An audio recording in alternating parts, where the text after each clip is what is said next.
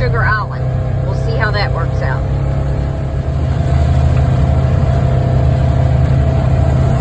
It rained a little bit, so there's a little water on the trail, but way better than dust. It's about 69 here today. Cloudy. Not hot. Feels perfect, really. Here we go. We made it to Sault Ste. Marie. This is on the U.S.-Canada border. There's cars lined up to come back into the U.S. Go through customs. There's the international bridge going to Canada from the U.S.